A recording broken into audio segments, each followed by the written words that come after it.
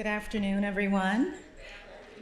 I'm Tamika Brown-Nagan, Dean of the Harvard Radcliffe Institute, and I'm so pleased to welcome you to our annual Julia S. Phelps Lecture in the Arts and Humanities, this year featuring the acclaimed scholar and author, Imani Perry. Julia Phelps, for whom this series is named, was a Radcliffe College alumna and a beloved teacher in Harvard's German department, at the Harvard Extension School, and here at Radcliffe. When Julia retired, her family, friends, and colleagues established this lecture in her honor. We're grateful for their support, which has enabled us to welcome distinguished writers, artists, and scholars to Radcliffe each year. Let me also acknowledge the members of the Radcliffe Institute Leadership Society and all our annual donors whose generosity keeps Radcliffe programming free and open to the public, and we thank you. Imani Perry is an award-winning author, educator, and scholar. She's the Henry A. Morss Jr. and Elisabeth W. Morss Professor of Studies of Women, Gender, and Sexuality, and of African and African American Studies at Harvard. In addition, she's a Carol K. Pforzheimer Professor here at the Radcliffe Institute, where she's also in residence as a Radcliffe Fellow this year. Imani is the best-selling author of 9 books, including South to America, A Journey Below the Mason-Dixon to Understand the Soul of a Nation, which won the 2022 National Book Award for Nonfiction. Her most recent book, Black in Blues, How a Color Tells the Story of My People, was published last year to critical acclaim, and her writing also has appeared in The Atlantic, The New York Times, and many other publications. Her numerous honors include a MacArthur Grant for her groundbreaking work, quote, giving fresh context to history and the cultural expressions forged by Black Americans in the face of injustice. In her writing, Imani draws on insights and frameworks from multiple disciplines, including law, literature, history, cultural studies, and gender studies. She argues that such an interdisciplinary approach holds special significance for scholars of race and ethnicity, writing that efforts at understanding race and how race operates require an openness to reading across disciplines. To talk about race with rigor has meant using new tools, creating new norms, and challenging flawed or limited methods within each respective discipline. But Imani does more than move between disciplines. She's also crafted a writing style that blends forms and genres, combining a scholar's analytical rigor with a poet's sensitivity to language. South to America, for example, explores the history and culture of the American South to better understand our nation. In writing the book, Imani traveled across the region from Harpers Ferry, West Virginia, to her hometown of Birmingham, Alabama, and she harnessed a range of disciplines and sources. In the words of one reviewer, the book straddles genre, kicks down the fourth wall, dances with poetry, engages with literary criticism, and flits from journalism to memoir to academic writing to create an insightful, ambitious, and moving project. Imani's boundary-transcending approach is also on display in her most recent book, Black in Blues, which draws on history, art, music, and more to decipher what she describes as, quote, the mystery of blue and its alchemy in the lives of Black folk. The blues that Imani illuminates include the August sky of her grandmother's bedroom, a space of refuge and family gathering. They encompass the deep blue of indigo, its history infused with beauty and brutality. They stretch from blues music to blue oceans to the blue dresses of Rosa Parks, Coretta Scott King, and Fannie Lou Hamer. As Imani explains, in the successive waves of reckonings through the steady meanness of life, we have relied upon a blues-soaked sensibility, sustaining being and becoming ourselves. Imani has said that she strives to write in a way that maintains the rigor of scholarly research, but is crafted as literature, appealing to readers' imaginations and senses of beauty. She seeks, as she writes in Black and Blues, to offer truth with a heartbeat. Today, we have the opportunity to learn from Imani about the subject of her next book, which she's writing while in residence here at Radcliffe. The book and today's talk focuses on the life of Starling A. Brown, a critic, poet, and professor who taught at Howard University for over 40 years and mentored generations of prominent activists and writers. I, for one, cannot wait to learn more. Following her remarks, Imani will be joined in conversation by Beronda L. Montgomery, a professor of biology at Grinnell College, and a Sally Starling Seaver fellow at Radcliffe this year. Beronda is an award-winning scholar, writer, and science communicator. She's an expert on plants and photosynthetic bacteria, an author of the award-winning book, Lessons from Plants. Her new book, When Trees Testify, Science, Wisdom, History, and America's Black Botanical Legacy, was published in January. Beronda's many honors include the 2021 Cynthia Westcott Scientific Writing Award and the 2022 Adolph Good Jr. Award for Outstanding Service to the Science of Plant Biology. After Imani and Beronda's conversation, we'll open the floor to audience questions. Whether you're watching in person or online, you can submit your questions at any time using the Slido link on the screen behind me and posted in the chat feature of the Zoom webinar. This program is being recorded and will be posted on Radcliffe's website in about a week if you'd like to revisit today's discussion or share it with others. I want to thank both Imani and Beronda for being with us today, and now please join me in warmly welcoming Imani Perry to the stage.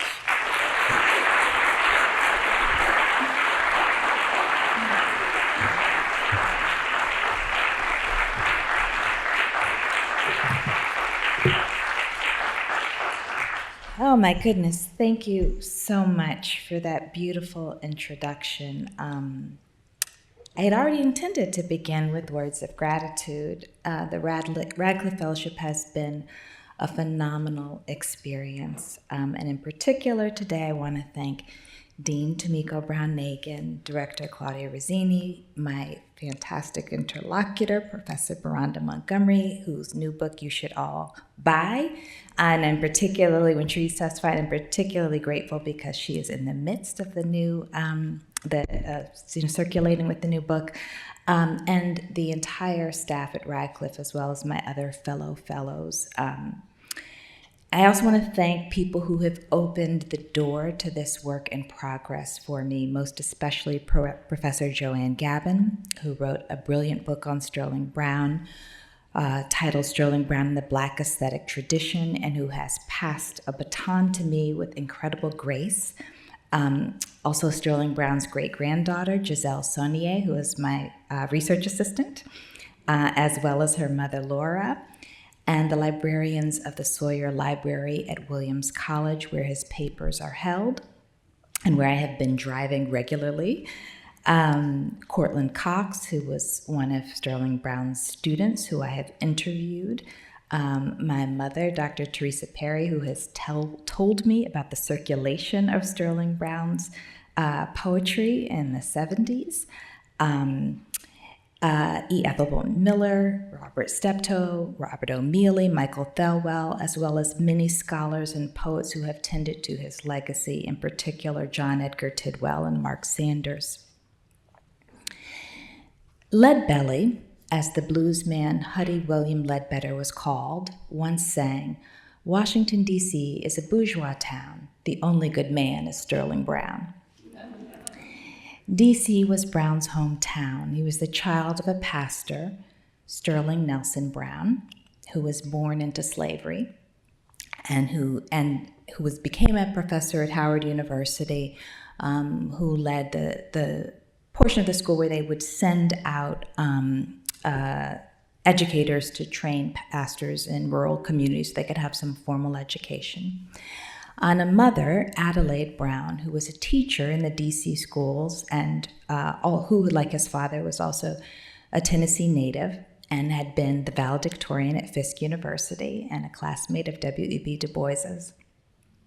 Starling Brown once said, "Everyone in my house was a teacher." Speaking of his parents and 4 older siblings, he was the youngest and only boy. Well, spoiled. Led Bailey's hyperbolic verse is a snapshot of the man who taught for 40 years at Howard University, a child of the bourgeoisie who believed in and celebrated the brilliance of working-class Black art and culture, a man who described himself as a minor poet and a major teacher. And in fact, if you don't know his name, you certainly know of the people he taught: Toni Morrison, Stokely Carmichael, Lucille Clifton, Amiri Baraka, the former director of the fellowship program before it was the Harvard Radcliffe Institute, Florence Ladd, who I have yet to interview, but who I intend to interview. He also importantly mentored James Baldwin, who always went to see Starling, he'd say, for advice before he traveled to the Deep South. In the 1982 documentary of James Baldwin, I heard it through the grapevine. He visits Starling Brown, and I rewatched it recently, and at the time I was watching, I'm thinking, well, I'm in my early 50s like Brown was when he first met James Baldwin. And in 1982, Ronald, at the moment when the documentary takes place, it's an important historical moment. Ronald Reagan had been elected president. We had to turn away from the transformations of movement years. And there is Baldwin on screen talking about how so many of his friends, men who were younger than him, like Malcolm, Martin, and Medgar, had all been assassinated. And the film begins with his sort of bittersweetness recollection as Baldwin flips through a book called The Movement, a photo essay which was written by Lorraine Hansberry as a fundraiser for SNCC. She had died as well of pancreatic cancer in 1965. After the calling the roll of his dead, there's a shot of an airplane and a musical interlude before we see him Baldwin sitting with his brother David, who comments, "You started in Washington." And they both smile, and then Baldwin says, "I always see Starling first. I use him as a guide because he told me something in 1955 that no one had ever told me as a writer." So I stop and start the film because my hearing isn't great. And so, because I think there must be a follow-up sentence, but there's not. Next is Starling Brown's voice. We hear him before we see his face, and he has a drawling sound that's sort of molasses compared to Baldwin's crisp enunciation. And he's saying, "I'm very glad you're taking this trip. I'm going to take a trip after you. If you haven't done right, I'm going to tell you." Indeed, Brown had had many such trips before, and he intended to write a book that was in some ways inspired the book that I wrote in South to America. And he never finished that book, but what he said is there was just too much material in the South to actually complete writing the book. But he goes on to say in the film to Baldwin, "Don't forget you're not a sociologist." And the camera pans to his face, it's ruddy, his hair is white and straight. And Baldwin responds, "Thank you, Starling." And then Starling continues, "You are a visionary and a reformer. If you weren't so conservative, I'd say you were revolutionary. Of course, I ain't gonna say that, aha." And Starling's mouth spreads into a smile. And in contrast to Baldwin's mouth of pearls and a face that breaks open to glowing when he smiles, Starling has some missing teeth. It's a humble grin, sort of jarring to first see. Notwithstanding his crisp white shirt, blue-gray suit jacket, he has the teeth of someone who hadn't had as much disposable cash over his lifetime as his pedigree might suggest. He puts a pipe in his jagged mouth and the camera switches back to Baldwin, and Starling continues as we look at Jimmy. And you're getting back to some roots. What you see and how you handle what you see, that's very important for us. There it is. Before I get too far off in the weeds, let me say that a work in progress talk is challenging for me. So what I have decided to do is to pull a single thread through Starling Brown's life that I hope will illustrate something about what I'm doing with this book, which is not, in fact, a biography.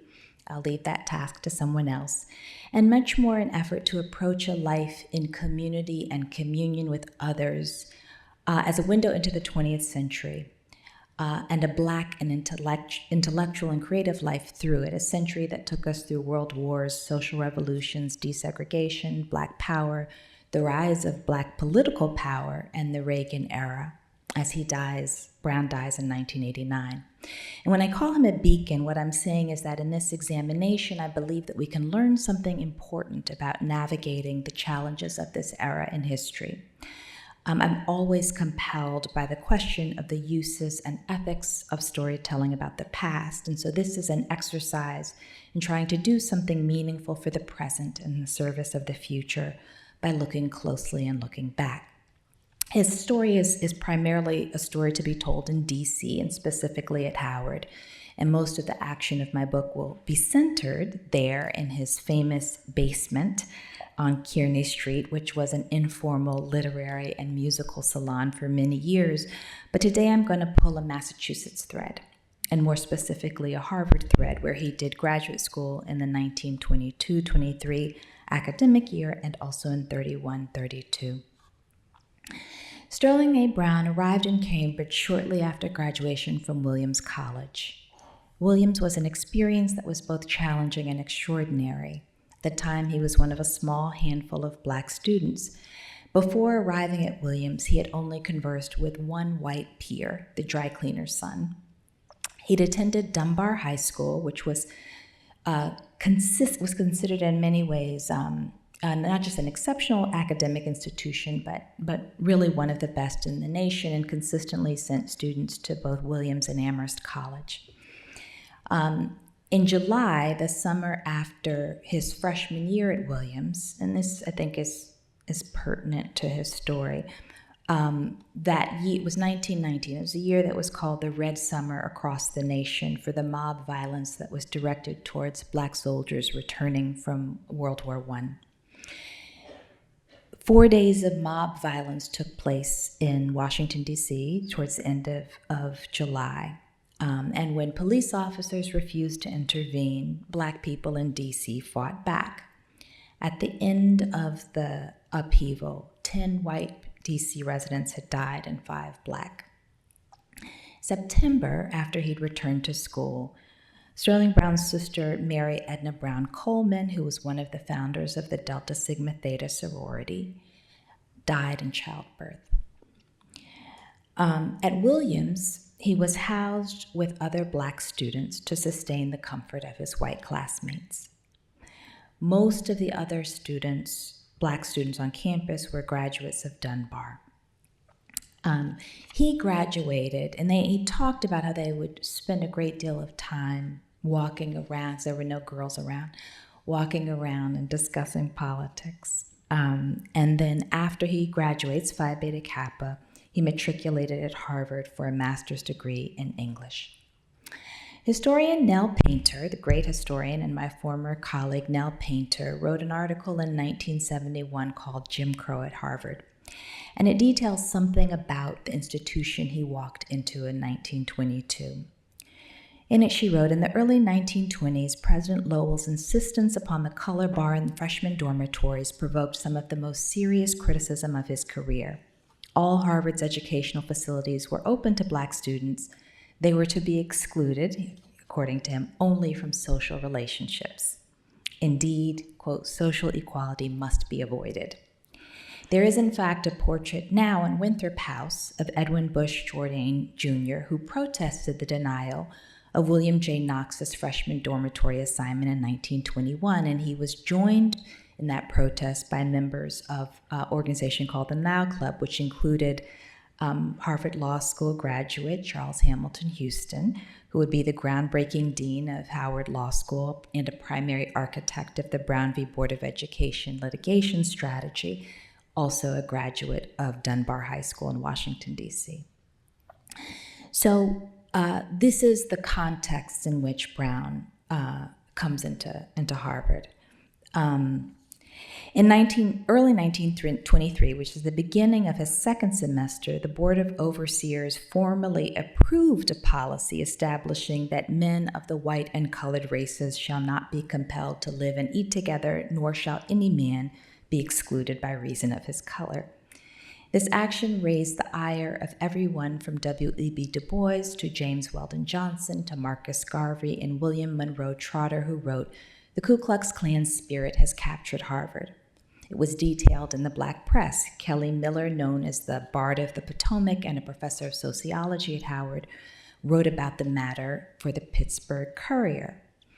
He writes, "Harvard has declared her colors. The white flag of race surrender has been hoisted over America's most ancient institution of higher learning. Founded in the name of Christ and the church, she has become the advocate of caste and color." Also, hundreds of white alums at Harvard wrote angrily against the policy, but to no avail.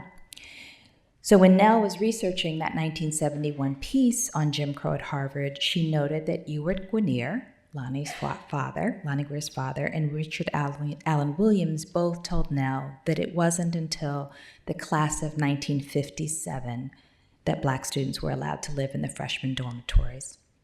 Now, I've mentioned a number of names, and I'm not going to dwell on them any more than to say part of my mentioning these names is I can trace connections to Brown through all of these figures and many more, and also connections to myself and many of us in this room, which is part of what I mean when we talk about a tradition or the tradition of African American intellectual history. So yet again, like Williams, Harvard was larger, and more urban. Brown was at an institution where he was both intellectually inspired and also acutely aware of the Jim Crow of the academic world. And that year that Sterling Brown graduated with his master's degree, 3 other consequential events took place. One, Gene Toomer's modernist masterpiece about his time in Georgia, Cain, was published. 2, James Weldon Johnson's Book of American Negro Poetry was published, and Sterling Brown would be enlisted in a few years to write a teacher's guide for that book. And eventually, when that book was reissued, it had a second edition. Sterling Brown's poems would be added to it. And 3, Robert Frost and Edna St. Vincent Millay's American Poetry collection was published. Brown was an emerging poet at the time, and he'd been deeply moved by the New England poets while he was at Williams, who used regional language and local, and were inspired by the local scene rather than modernism.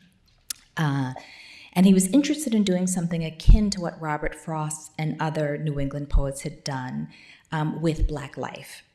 And particularly Black life in the South. Now, Gene Toomer, who wrote Cain, was an older kid from the neighborhood for Sterling Brown, and he had also attended Dunbar High School. And Brown had known him and admired him. He said he was a great athlete, and they played ball in the streets. Now, with Cain, Toomer had written a work that used the Black South as his terrain, as Brown aspired to in substance, if not form. Sterling Brown also was witnessing the burgeoning of the new Negro movement, which James Weldon Johnson's publication spoke to, and at the same time noted the exclusion of Black writers from Frost's American Poetry and other similar anthologies. There was a Jim Crow order to the publishing world as well. For Brown, there would grow an interest in opening up access to that world and also in nurturing and sustaining the world behind the veil and Black communities, as Du Bois would describe it, in Black institutions. To the latter point, for many years, when offered the opportunity to leave teaching at Howard, and Brown would be a visiting professor at multiple institutions, he declined any position beyond that of visiting faculty. Amiri Baraka would say of him, he frequently commented that he became a music critic, and so did his friend and roommate A.B. Spellman. I'm sure some people are familiar with Amiri Baraka's Blues People. It's a groundbreaking work of music criticism. Because they became music critics because of Brown's teaching them music. And he did not teach it in the classroom. He went to their dormitory and brought records to them and would teach a class in the dorm because he wasn't allowed to teach classes in Black music because of Howard's conservative curriculum at the time. And Baraka said, the only reason Sterling Brown is not widely heralded throughout the U.S. and given a full recognition by American letters is the continuing racism of American society. Sterling Brown was so eloquent in his denunciation of this racism in all his works and his teachings, and some of us are carrying on that struggle today, trying to destroy the basis for racism, which we know is the exploitative system of capitalism, profit for the few and poverty for the many. And I love that quote because he was so deeply influenced by Sterling Brown, but they had quite different politics. Well, the way Brown put it is that if he had anything to offer, he was going to offer it to his people. And he held fast to that commitment over many decades. In 1924, Du Bois published an interesting review of Cain, that modernist masterpiece, in The Crisis, as part of an overview of the younger literary movement that we call the New Negro Renaissance. And interesting, I say it's interesting because I think it's one of his few moments of being wrong. But I believe it's a window into something important to understand about Brown's life and also the era. In the piece, he refers to Cain in modernism in the same way Sterling Brown often did, as puzzle poetry.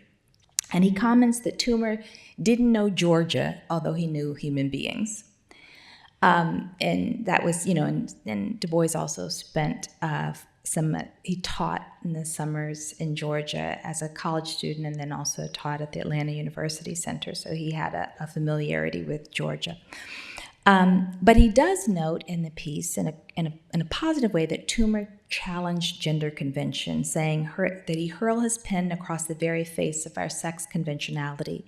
His women painted with a frankness that is going to make his Black readers shrink and criticize, and yet they are done with a certain splendid, careless truth.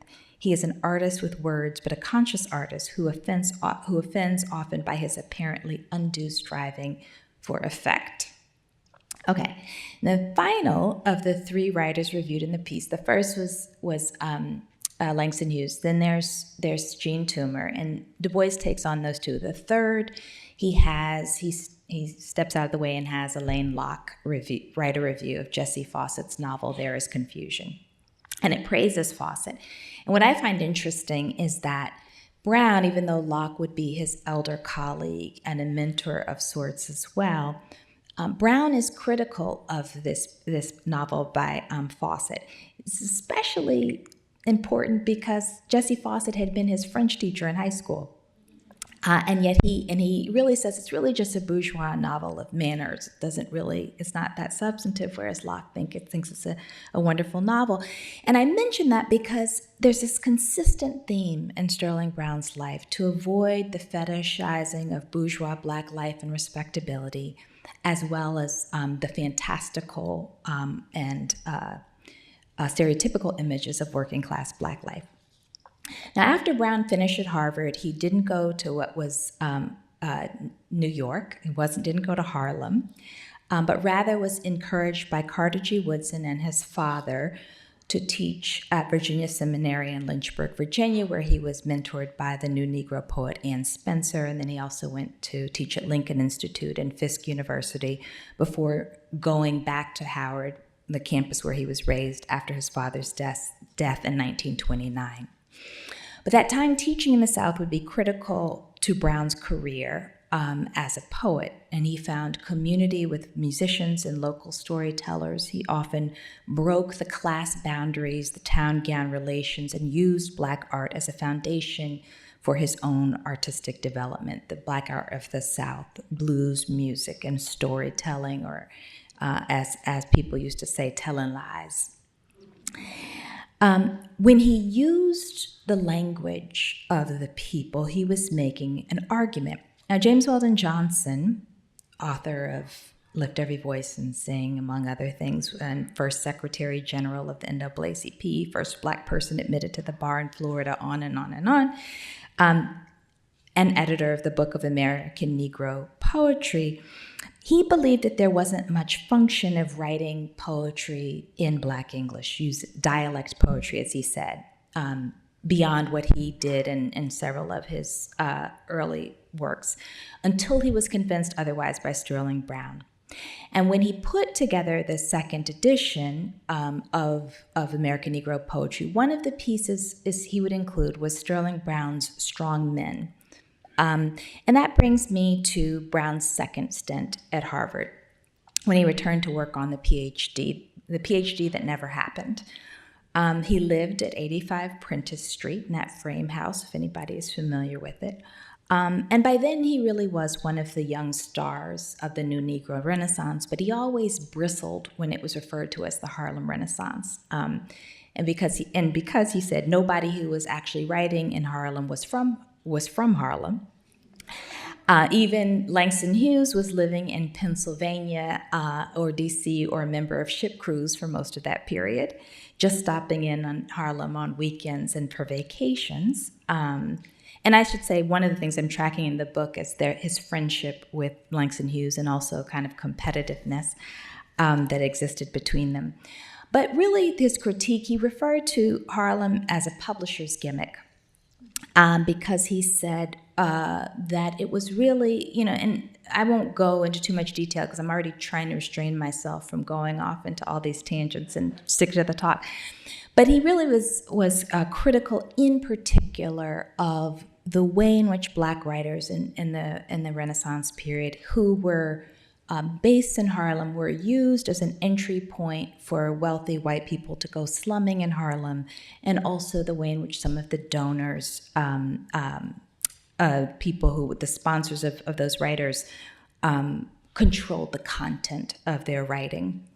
In particular, he was critical of Carl Van Vechten, who, if you're not familiar with him, if you've ever seen these gorgeous portraits of people in the new Negro Renaissance, they're often taken by him. Sterling Brown would pridefully say he never even shook his hand. Now, Arthur Huff Fawcett, who is, among other things, prominently featured in the Black Teacher Archive that we have here, and who was the younger brother of Jessie Fawcett, and who was a longtime teacher, would remember in the 1970s that Sterling Brown refused to even attend some of the events in Harlem because of his outrage at how Black people were construed and how much control wealthy folks had over what was happening. At any rate, so he was in Cambridge to get the PhD.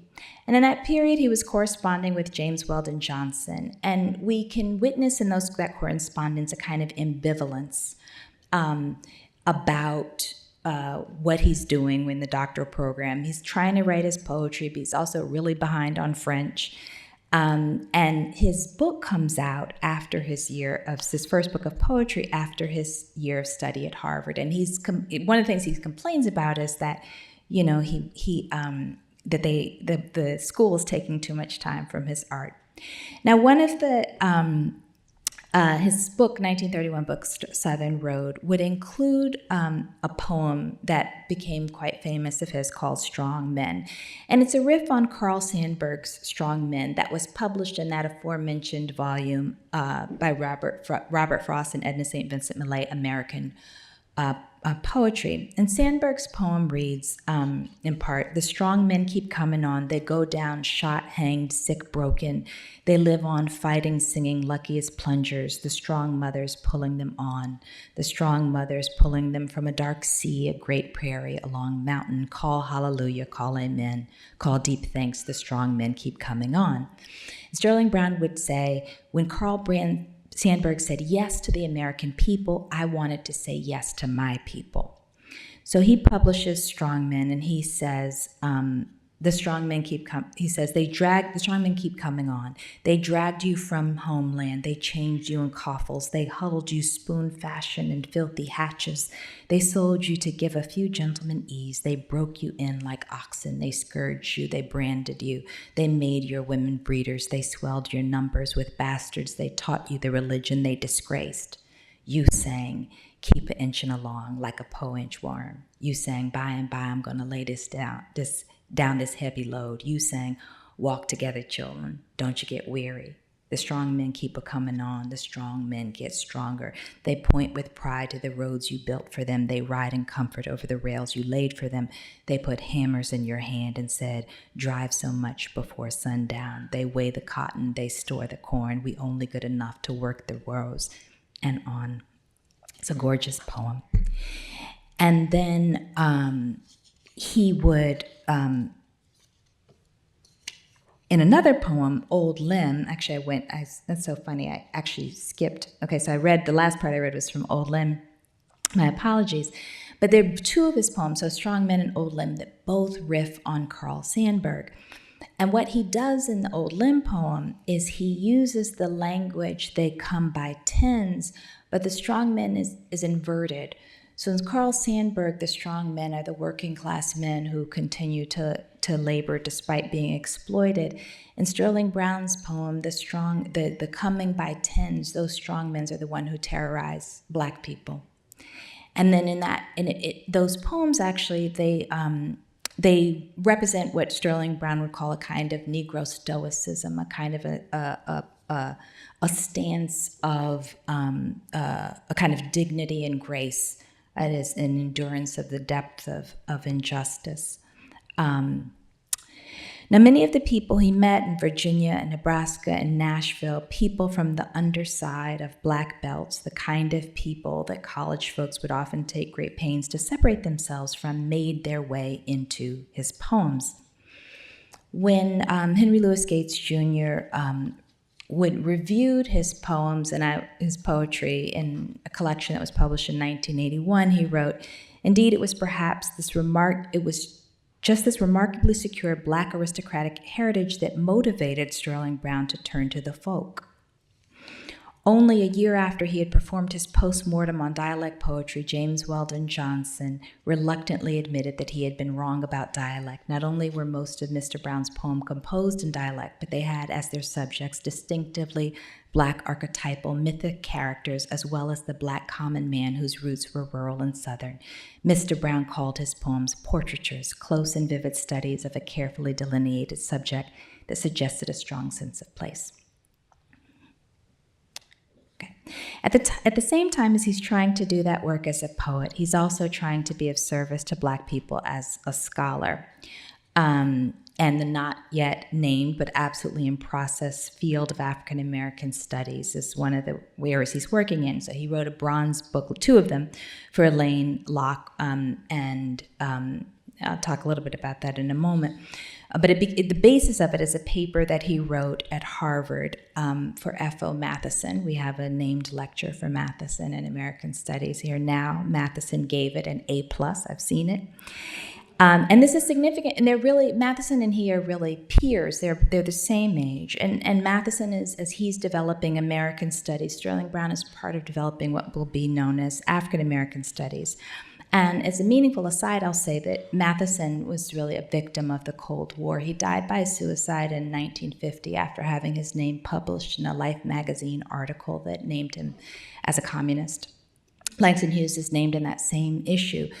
Brown is not, although many people who he was close to were targeted in the Red Scare, and he was under FBI surveillance for over 10 years. And there is some speculation that the great tragedy of his life, which is that his second book of poetry, when he turns it in, is not published, and he actually goes 40 years until another book of his is published, was retaliation for his concern with working class politics. not a member of the Communist Party, but deeply interested in socioeconomic issues and exploitation central part of that world of Black writing, which is at times not talked about as part of the new Negro Renaissance, but is perhaps a renaissance of his own. Okay, I'm going to keep going because I'm running out of time. All of this is, but it's also true. So he does this foundational work that he will publish as a book in 1937 at Harvard. But it's also true that Sterling Brown he frequently quipped that Harvard had ruined more Negroes than bad liquor. And he didn't use the word Negroes. As an intramural conversation about the corroding impact of elitism on one's intellect and values. And he mocked his fellow faculty members at Howard who would walk around with their Harvard bags and shirts, sweaters. And certainly the disdain that he experienced from some of his colleagues because he didn't complete the PhD smarted, but the point still mattered, that this man, whom many would call the Dean of Negro Letters, would be diminished because of what he didn't write, a dissertation, then celebrated for what he did teach and write, is unfortunate. Fast forward 60 years. In the spring of 1990, I skipped school to attend the lectures delivered by Toni Morrison at Harvard that would become her book, Playing in the Dark. I was a senior, sitting with my friends, Tyann, who was a junior at BB&N, and Tracy, who was a junior at Concord Academy, where I went to school, and we were enthralled. I do not understand all of what Morrison is saying, but I recognize that part of what she is saying is opening up the field of American literature, a field that I will go on to study in both college and graduate school. In the lectures, Morrison details how what she calls Africanist presences profoundly shaped American literature, that there is no tradition of American letters without this Black presence. And she says in the book that came of these lectures, I want to draw a map, so to speak, of a critical geography and use that map to open as much space for discovery, intellectual adventure, and close exploration as did the original charting of the New World without the mandate for conquest. She wants to think in that book about the American subject of American literature defined over and against others, whether characters who are Black or Blackness more amorphously. Now, I had already fallen in love with Morrison's writing in part because of being taught by the great Perdita Connolly at Concord Academy, but these lectures did something different for my intellectual trajectory. Now, in these lectures, Morrison was extending questions that her undergraduate professor, Sterling Brown, had explored and taught at Howard for years, and also in the Bronze booklet, The Negro in American Fiction. His work was a critical analysis of how Black people were portrayed in literature.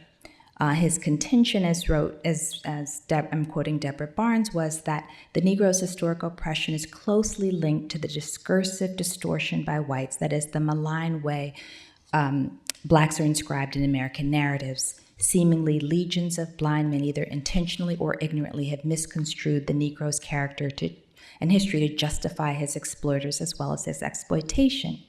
When Morrison writes Playing in the Dark, she takes up Brown's concern with representations of Blackness and extends it to not just making a claim about Black presence, but an exegesis on what meaning is made of Blackness in American literature. It is not a critique of absence, but of presence of a particular sort.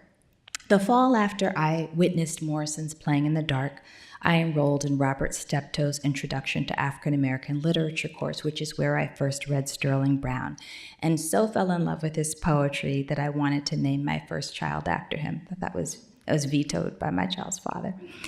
In the course, he was partnered with Langston Hughes, but it really was Brown's work which resonated most deeply with me.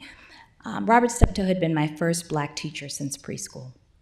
I was brought into the tradition, as it were, with that class. I was wrapped in those lectures. 2 years later, I am sitting in Harvard bookstore holding Signifying Monkey in my hands, and Professor Gates comes behind me and says, "You should buy that book." And that's my first time meeting him, and I learned that I was exactly 20 years behind him at Yale, and the conversation we had there led me to apply to graduate school here.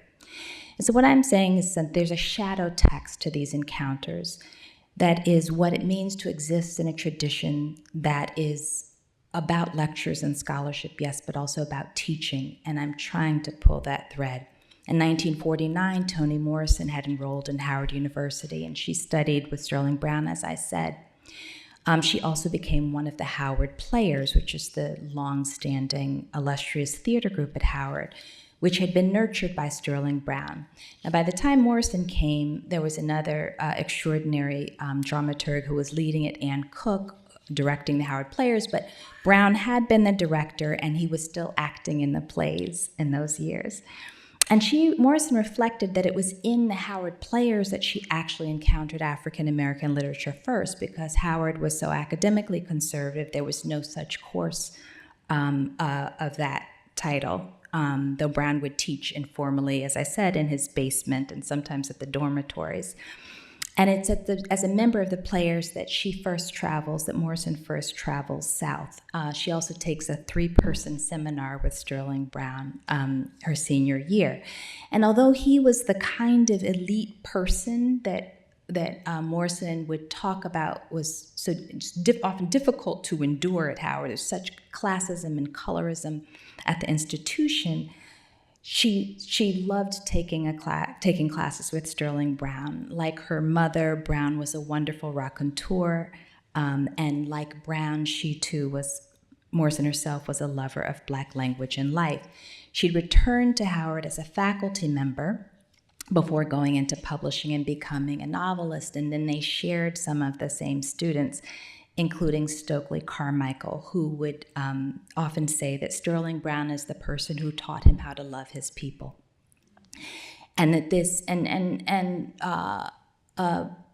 Stokely Carmichael and many of the other Howard students who became members of SNCC would talk about how, and Cortland Cox most recently told me this, would talk about how he taught them how to respect the value, the intellect, and the value of rural, poor Southern folk in such a way that it made them capable of doing the work they did in Freedom Summer and otherwise.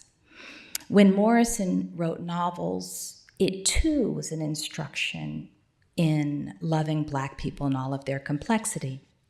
The work inside the classroom and as a professor, and this is really my point, is intellectual work. It is a carrying on of tradition, even when it isn't immediately apparent that this is what is happening for the student. So when I decided to write about Brown, I wasn't fully aware of how close the connections were and how he was present in so much of my schooling in ways I didn't fully apprehend. Even when I took the class with Robert Steptoe, I didn't know that he had a close relationship with Brown at that period. And this is just one thread of many. So what's the takeaway of the thread I have pulled as I'm about to run out of time? I've got like 30 seconds, might go over a little. One is about the value of seeing the tight web of relations, one rooted in historically Black institutions, but also in the movement of scholars and artists between PWIs and HBCUs historically. Brown's relationship to Du Bois and Alain Locke and Carter G. Woodson, other graduates of Harvard who built their careers and lives in Black institutions, is important through the story I'm trying to tell. Brown's Harvard story also includes Rayford Logan, Ralph Bunche, Allison Davis, among others. But the point, the teacher is an intellectual in the classroom. That is part of what the educator does. The part of what the educator does is set the stage for intellectual and political concerns that the student will take up. The tradition can also be described as patterns of inheritance, and that matters even when the student decides to take them in another direction, as we see with so many of Brown's students who became much more radical than he was. In this particular moment, when African American studies is under attack writ large, as is most of humanity, being ever more attentive to how the work we do in the classroom, as the work of nurturing those who believe in both justice and the principles of liberal education and/or liberatory education, has heightened importance. And finally, a lecture can matter. A series of lectures can matter. For me, The mapping of Brown in my own life is not important in and of itself, but it illuminates how the work of teaching and speaking offers moments of sympathetic vibration wherever we place it. It gleams, sterling, like silver and like brown. Thank you.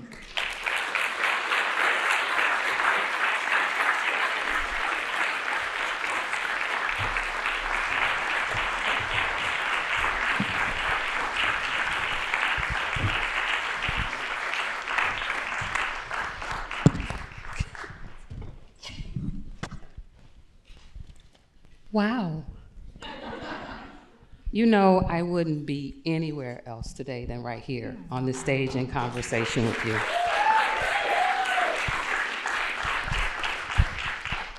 What an absolute honor to be in conversation. I want to start where you started in your title, A Beacon for These Times. And I think you were getting there towards the end, but you have chosen at this time to focus your writing on Starling, who described himself as a minor poet and a major teacher. But I think you started to pull a thread that allowed us to see his choice of adjectives may or may not be the right ones. Absolutely. Yes. Yeah. So can you tell us, because I know you have written so much that has inspired so many, why Starling Brown now? Why did you decide this was the time for this book? Yeah, I mean, you know, I love Starling Brown, and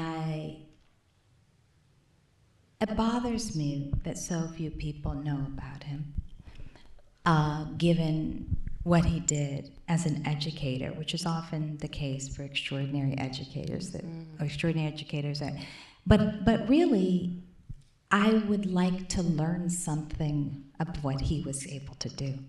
You know, he was a master teacher, and he was a master teacher in the face of Jim Crow, in the face of McCarthyism, in the face of a context in which what he was committed to writing on and thinking about was diminished.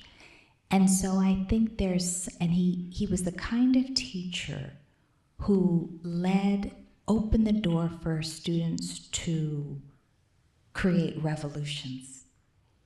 And I just think, you know, for those of us who are no longer the young guns, I think that we have to ask ourselves what it is that we're handing over to the next generation. And so for me, he's a beacon for thinking about that. I love that.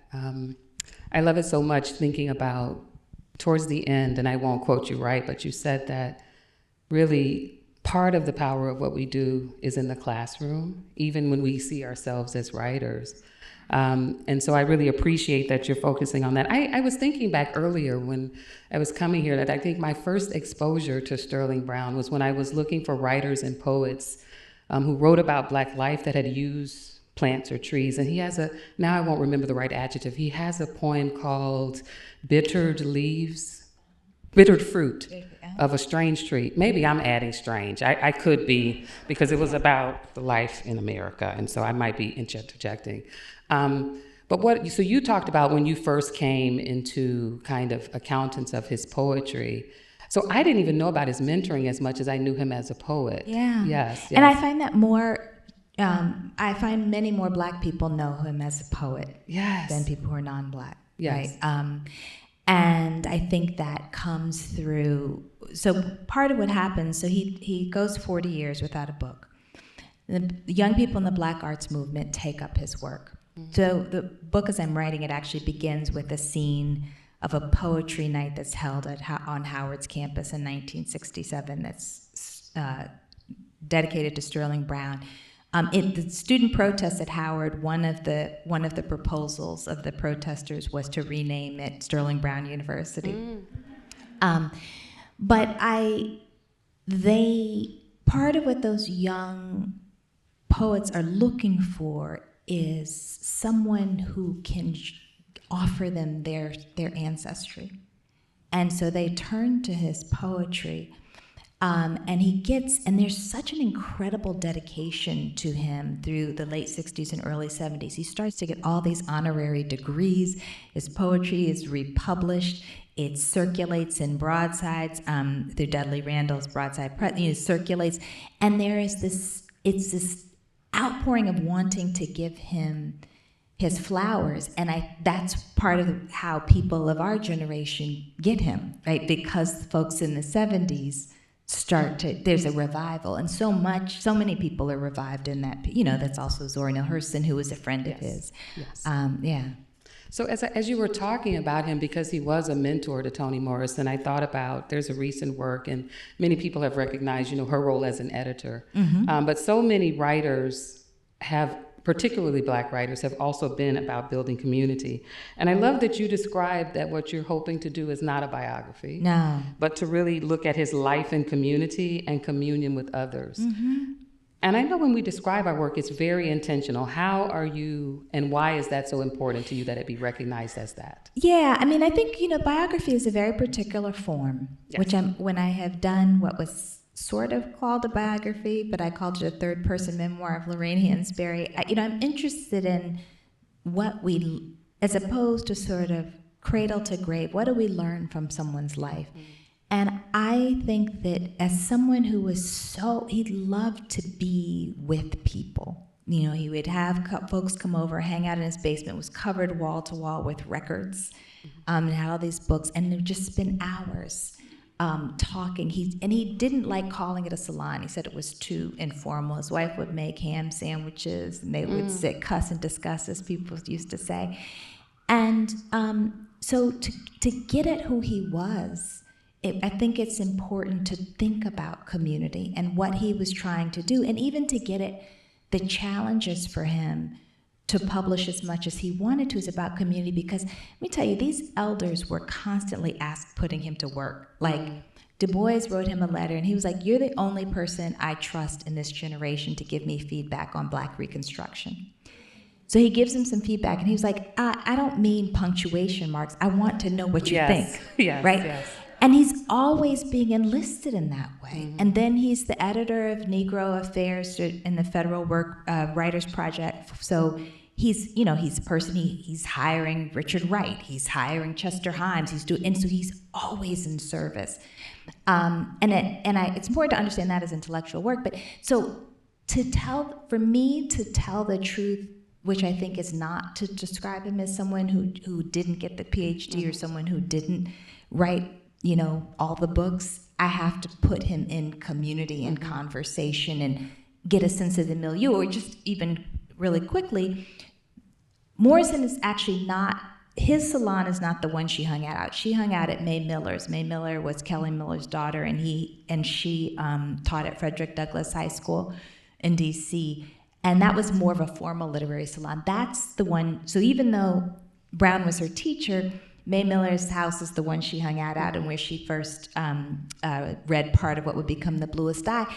I want a sense of that milieu. There are all these people's homes in D.C. where people, folks are sitting and having a robust intellectual, Black folks having a robust intellectual life. So I have to tell the fuller story in order to get to the answers that I'm seeking. I love it that you're also celebrating community, though, because so much as writers, it is, at some point, you have to sit in the room by yourself and write. Yes. So it can be lonely, right. But so many writers are also a part of such important communities and the communion that really compels their work. Yeah. And so I love that. I had the real privilege of hearing you give a talk last fall at the Hutchins Center about Black and Blues. And you made a choice there to talk about how you decided to write it, your writing process.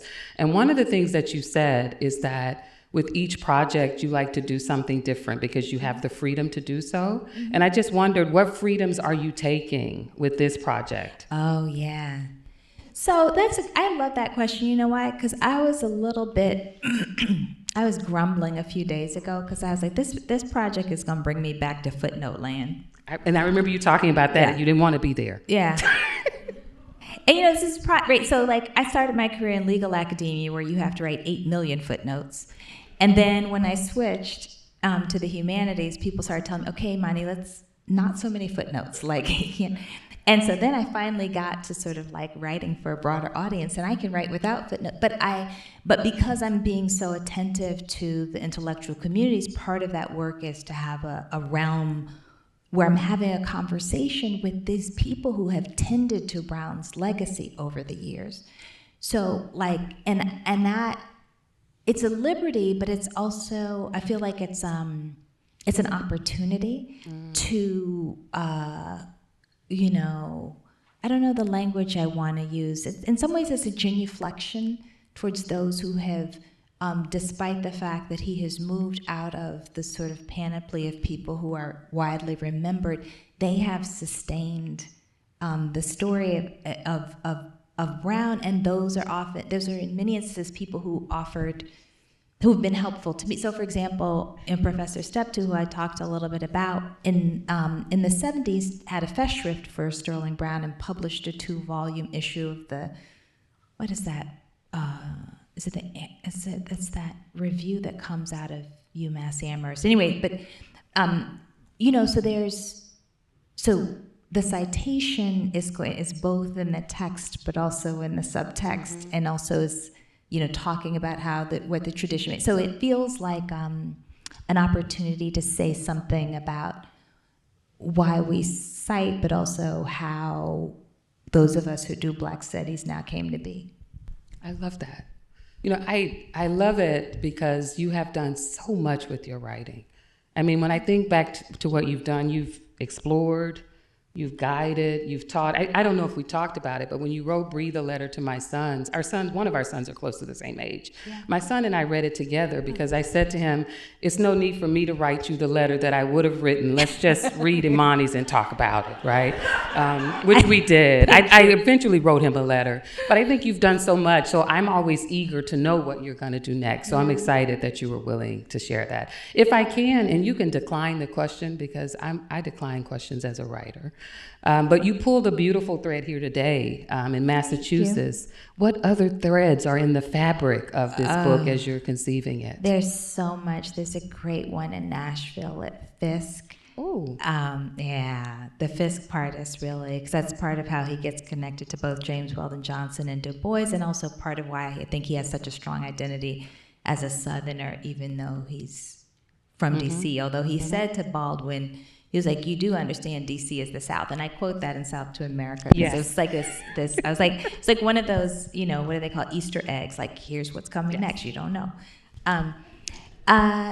So that's a part of it. And then there's so much around the freedom movement. There's some good stuff with him and Langston Hughes. He has a hard time because Langston Hughes is so much bigger than him, but he loves him. And they share work, and they have this beautiful correspondence. There's a wonderful thread with Zora Neale Hurston, who, I'll just say this little thing. One day she comes over to their house to hang out, and they had white carpet. And Zora had one of those long cigarettes. And she knocks her ashes on the white carpet. And then she puts her foot in it and smashes and says to them, it'll kill your roaches. Oh. You know, and so it's a funny story, but it also is interesting because one of the things that becomes clear is that there are all these extraordinary people, but they're vulnerable in different ways, and so these moments of tension emerge in different ways. So like the two of them, they have Guggenheims the same year. Zora writes Their Eyes Were Watching God. He winds up writing this guidebook. It's not the novel he wanted to write. From her, both of them struggle. They can't quite finish the PhD, but he has the comfort of an academic job in this bourgeois life. She has the acclaim of being this extraordinary novelist. And so I'm tracking also that complicated terrain of people who care about each other, but they're sometimes funky with each other because it's, you know, they're all differently vulnerable and have a hard time getting to where they want to get. So before I ask my last question, I will just remind those who are in the audience they can use the QR code to submit questions through Slido, or the code radquestions@slido.com. So I wanted to end by, you said that in your talk today, if he had anything to offer, he was going to offer it to his people. Yeah. And I just think about the range of writing that you have offered us. And I know there's a novel coming. And I could say, but what is it that you would say about yourself in terms of your writing and what you hope it would do, or what it's already done? Oh, wow. I mean, what I hope is sort of two things. One is what undergirds everything that I do is a deep desire that it will bring us somewhere closer to the beloved community. Human beings being in right relation to each other and also the planet and the trees. And I also, I have such a deep love for Black folks. And part of what I think of the extraordinary legacy that we have is about showing, when people can create beauty and have the entire world dance to their voices from the underside, that is an extraordinary lesson about what it means to be human. And so the love is not just the affection because they're my people, but the lesson that offers to humanity. I am trying to figure out ways to show that on paper. That is so beautiful. I just want to say, in the presence of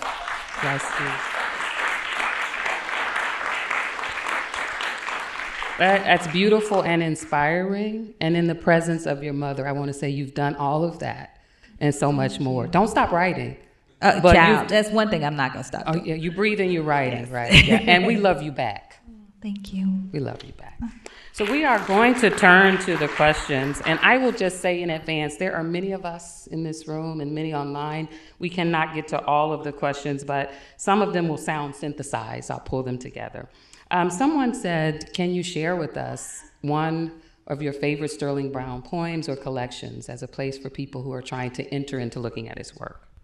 Oh, yeah. I love Cabaret, which is a poem that contrasts a kind of, like a speakeasy type environment, like the Cotton Club, with the flood in Mississippi in 1927. And it's a critique where he's saying, people are just sort of in this club trying to act like this blues is all fun and games, while the blues are really talking about this sort of, in many instances, is sort of devastating material and social conditions. So it goes between the cabaret and the flood, and it's just brilliant.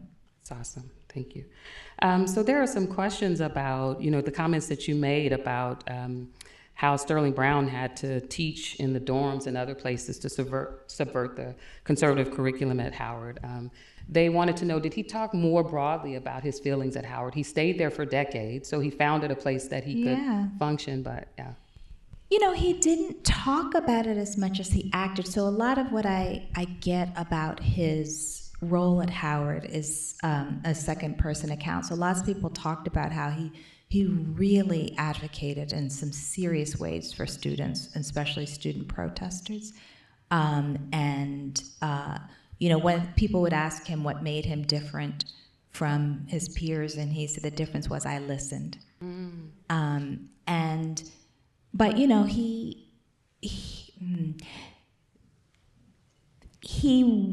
experienced mistreatment at various moments, but did not tend to talk about it at least in a written form, but I get some of that secondhand. Also, I think for me, part of the story too is the Fisk part is important in part because of this, because Fisk had courses in African American literature a full 40 years before Howard did. And so sometimes people sort of don't distinguish between HBCUs. They had very different institutional cultures. Yes. So to have his career, his parents being Fiskites, and he starts to, that is part of the seed that I think allows him to become the person who then, once you get to the 70s, is teaching these classes, So there are also some questions or comments. You talked about his poetry, you talked about his teaching and mentoring, but they were speaking about the fact that he did some scholarship himself, kind of on the study of poetry of American Negroes. Does he have a recognized legacy that's impacted how poetry is criticized or how poetry is accepted in its full expansiveness? Yes, absolutely. So people like Michael Harper, extraordinary poet who taught at Brown for many years, Robert Steptoe, Skip Gates, Joanne Gabbin, like tons of people have, his criticism, his poetry criticism was absolutely a foundation, and a lot of his work is a foundation for African American studies in general. He studied culture. And so when he says that line where he says to Baldwin, "You're not a sociologist," it's not that he doesn't, he cares about sociological conditions, but he really was doing what we call now cultural studies before it was called cultural studies. So yeah, he has several works of criticism, lots of critical essays, and if you have JSTOR, you can search through and find a lot of his work. And also lots of reviews of other people's work. So yeah. So in listening to you talk about his tradition of viewing himself both as a poet and a teacher, and the ways in which he created spaces, whether it was in dorms or basements or home, who do you look to now that's kind of living into that legacy of Sterling Brown? Oh, what a other than beautiful you example. I don't know if I can claim that. I mean, I would love to try to. I don't know. It's hard because it's such a different very, very world. There's so much. Even though we're in a moment of contraction, there's so much more space than there was. I mean, I think that there's much more that we're standing in the tradition of Brown. I love that. Yeah.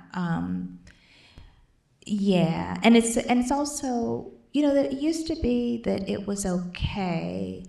Before there was so much disciplinary training, it used to be like Kelly Miller was a mathematician before he was a poet and a professor of sociology, right? Like there used to be sort of more space for expansiveness for professors and scholars. And of course, I actually think it's the millennials now who are pushing open the door for us to do that more. But certainly for us, that was, you were supposed to be in a discipline, and it was, if you were interdisciplinary, you had to do it in a very deliberate way. Yes. So it's hard to think of as many examples, but yeah.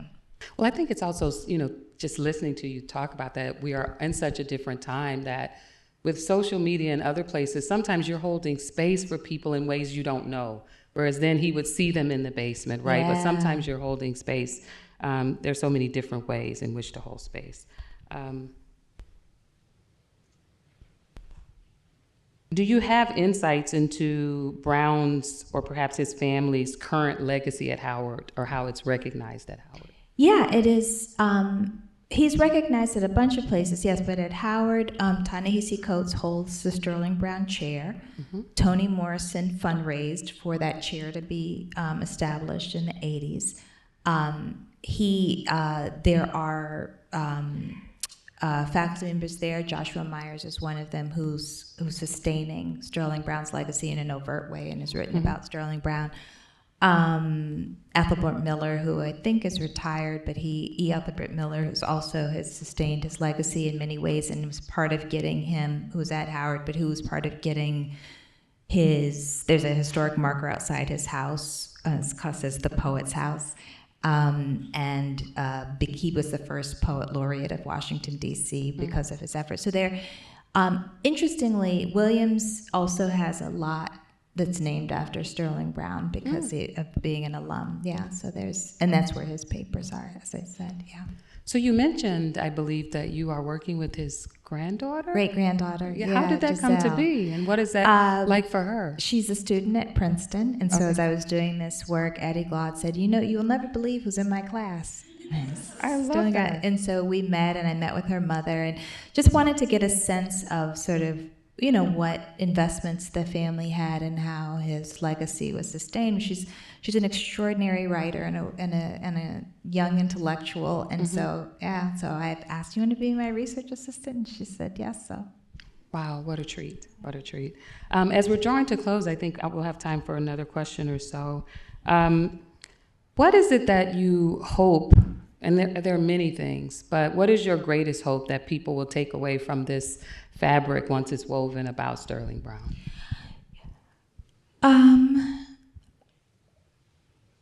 My hope is that, it's a lot of them, but one of them is that, you do the work irrespective of whether times are hard or easy. You know, I mean, and this is part, and I didn't have time to talk about it, but you know, this is, you think about it, he was, you know, his first book, they won't even do a second printing of it. And then the second book, the publisher turns it down. Mm-hmm. And then he's under FBI surveillance. And, you know, there's the things that we who in this do this work appropriately think of as devastating. But he just kept doing the work. And there's a whole story too about Gunnar Myrdal's American Dilemma. This sort of groundbreaking book on race and in the United States. It was funded by the Carnegie Foundation, and he worked on it so hard, and then none of his contributions wind up in it. And his friend Ralph Bunche works on it, and it becomes the pathway to him becoming a diplomat, the first black person to win a Nobel Prize, and all. You know, so there's this sense that and it's not that it's often, you know, it's a lot of pain and he struggles, but you do the work, you know, regardless of whether, and that's the thing that I hope people take from it. And also just, you know, to understand, there's so much richness that we have to learn from in the hardest of times. Yeah. Thank you. I just want to close this out by saying thank you for doing your work. Yeah. There are, yes.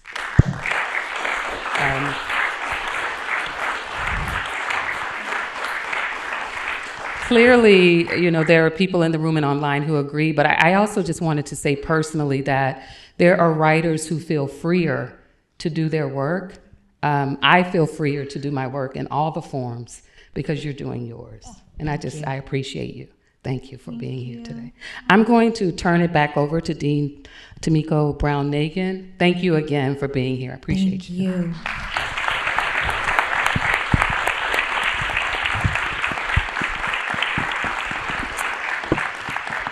I want to say thank you so much to Imani. That was a brilliant lecture and a wonderful conversation with Beronda. Thank you so much for doing it. Thanks to all of you for being here and for your wonderful questions. I hope you come back to Radcliffe really soon, and I hope you have a wonderful evening.